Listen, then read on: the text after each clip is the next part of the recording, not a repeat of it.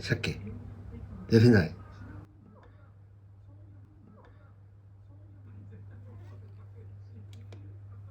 なんだ。こんにちは、こんばんは。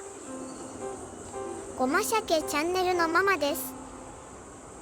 今回もごま鮭ともに1歳となり、節目ということでごま鮭の振り返り動画後編をまとめてみました。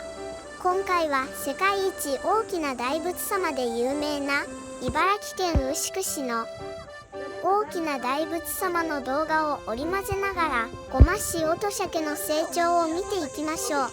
それではご覧ください。全力でブラッシングを拒絶する鮭です。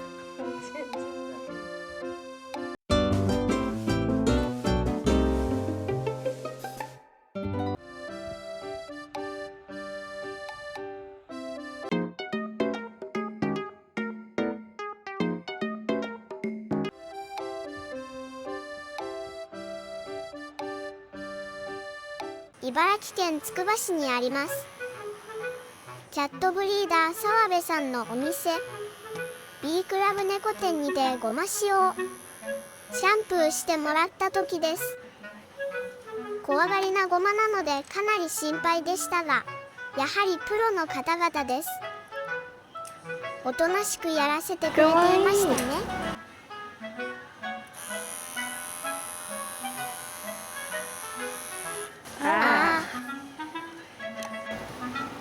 同じブラシ買いました。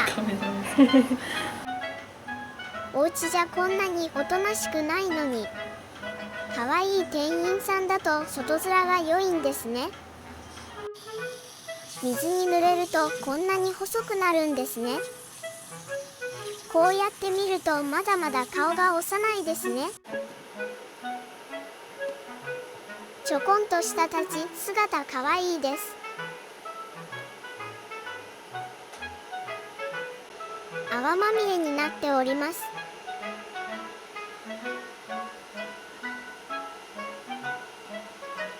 トリマーの方々に丁寧に洗ってもらい、とてもきれいになりました。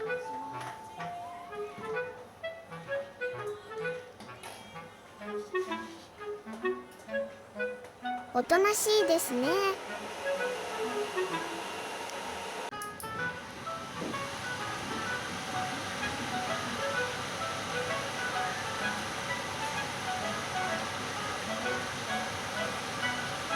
お姉さんに可愛がられて満足そうなごま塩だが、しかし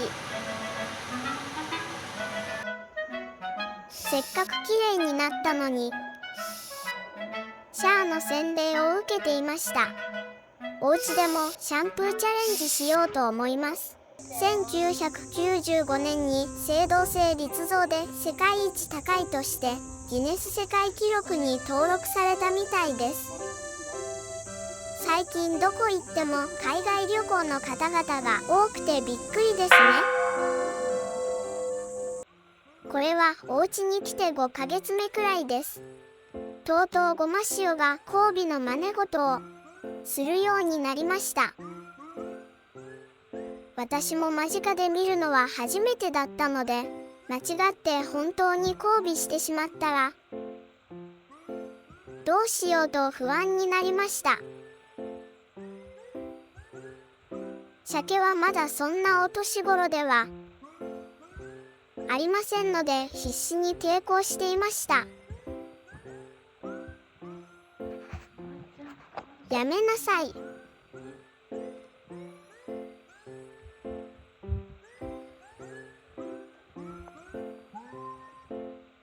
よくわからないのですが、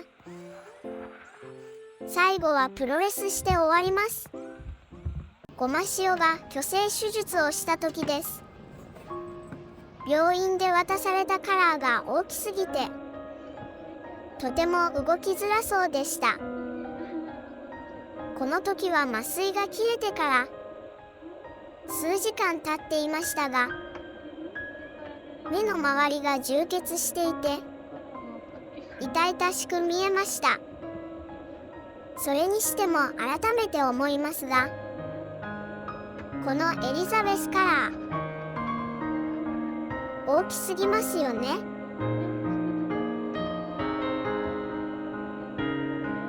前日からご飯を食べていないので、病院から渡されたエナジーチュールを食べさせました。この後食欲も出てきて徐々に元気になり、ほっとしたのを覚えています。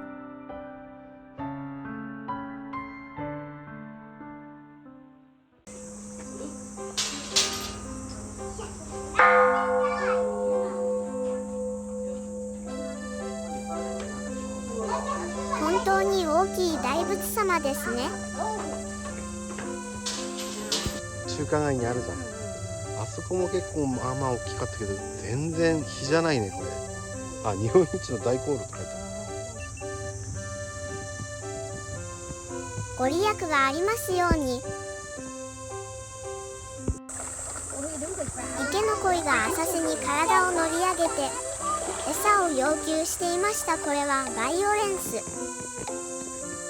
これほんとマジで倒れてきたら下から見上げるとさらに大きく感じますね。家買わせるかな。新しいカラーを Amazon で購入しました。視界が良くなって遊べるようになりました。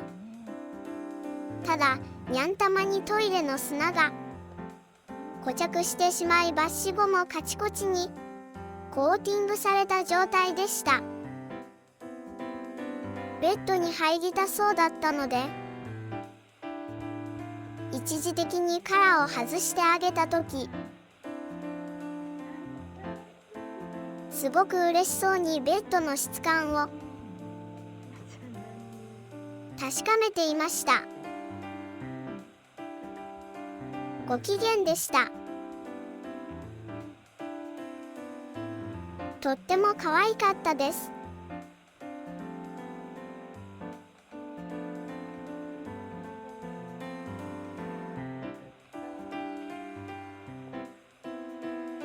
これは鮭にいじめられていた時ですね。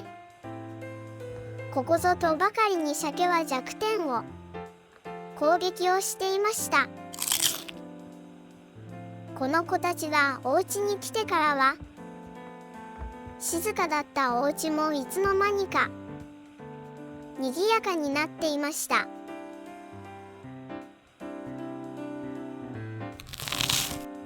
積年の恨みを晴らされるごま塩でした。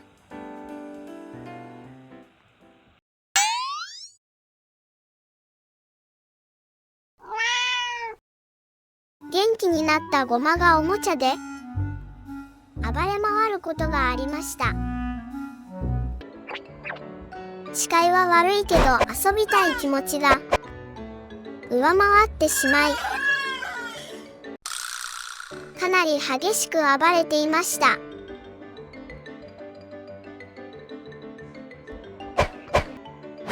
前足を上手に使って遊んでいました。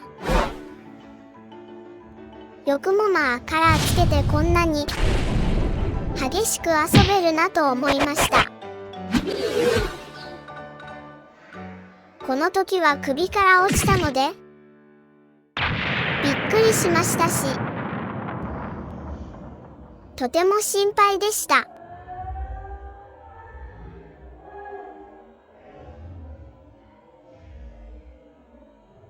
車で公園に出かけた時です。白鳥が飛来しているということで、この子たちに大きな鳥を間近で見せてあげました。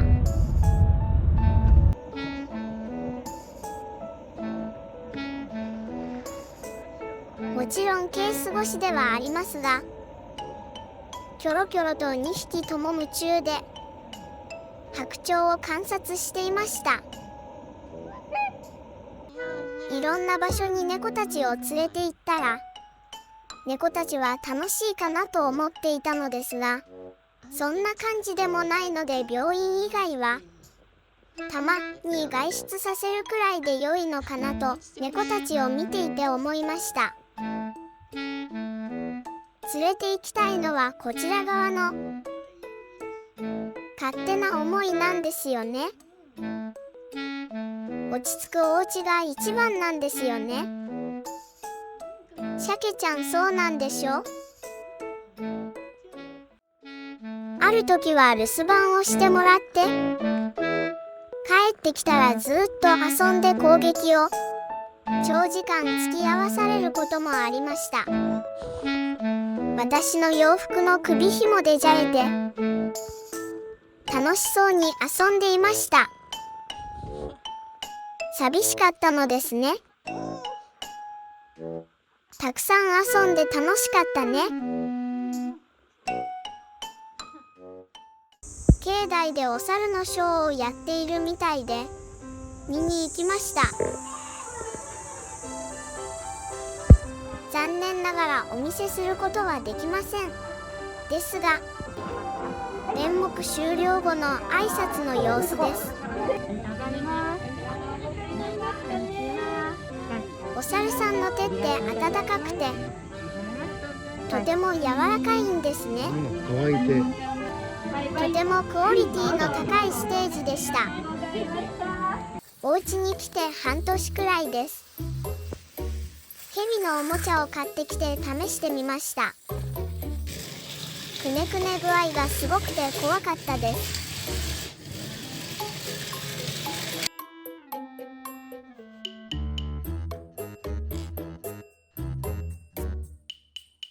どう遊んでいいかわからない猫たち。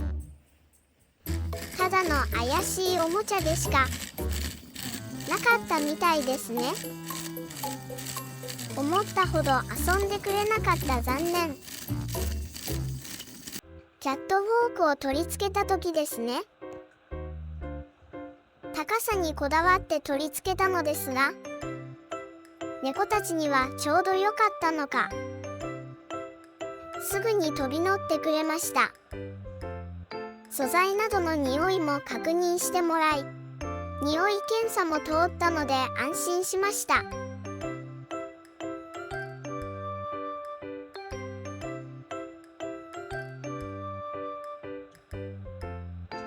楽しそうでよかった。ごま塩は吊り橋の紐がかなり気になるみたいでした。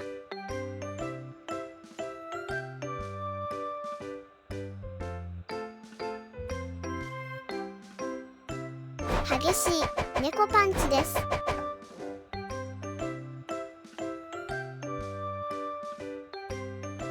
吊り橋も活用してくれています。これは取り付けて本当に良かったと思いました。幹線道路から見えちゃってますよ。牛久を後にしました。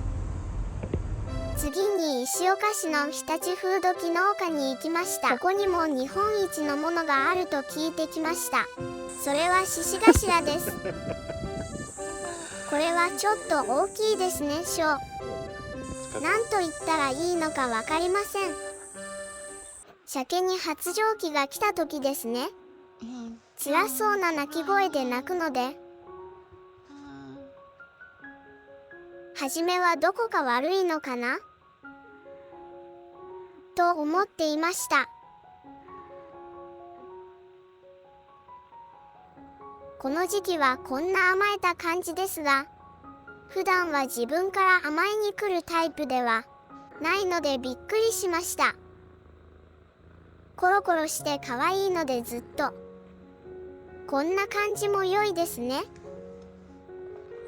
避妊手術で病院に向かうところです。そろそろ来るだろうなとは思っていましたが、発情期が実際に来たら焦ってしまいました。今では何事もなく過ごしていますが、手術が失敗したらどうしようとかかなり心配しました。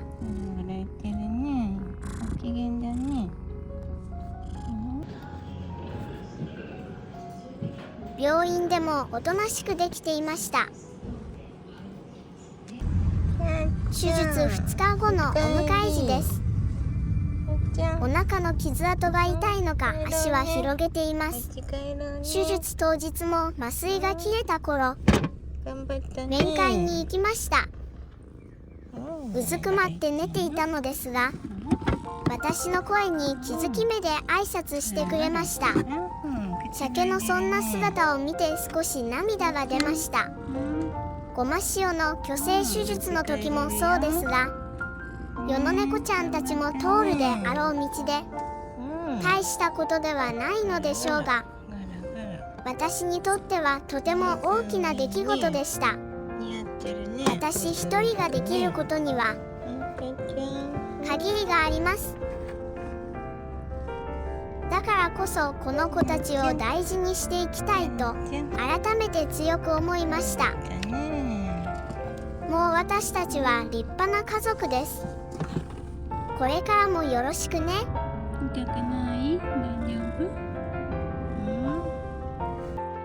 夫？ごま塩が病院の匂いを感じ取って気にしていました。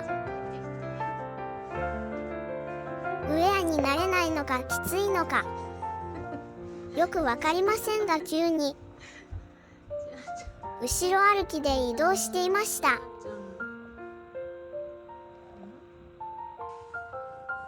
鮭ちゃん、おかえりなさい。歩きにくいね。ごまの厳しいチェックが続きます。病院の刑事の匂いがするのでしょうね。久しぶりに会えて嬉しそうです。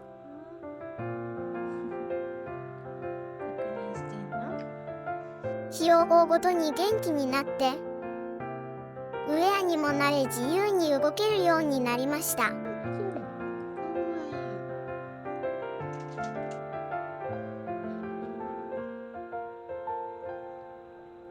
この子たちが来てからいろんなことがありました。居候も我が家にやってきたことで、一人ではできなかったこともできるようにもなりました。猫たちも成長し、個々の性格もはっきりしてきました。仕事で忙しくしていた頃の私の灰色の世界に鮮やかな彩りを与えてくれたごま塩と鮭。とても充実した1年間でした。どこかの部屋に行けばついてきてくれて、片付け掃除をすれば近くで応援してくれます。遊べば目をまん丸にランランとさせ、一緒に遊んでくれます。かわいいの極みですね。良いことばかりではありませんが、そんなところも動画としてご視聴者様にもお伝えしていけたらなと思います。ごま鮭チャンネルをご視聴応援していただけると動画制作の励みになります。ごま鮭、私たちともども今後ともどうぞよろしくお願いします。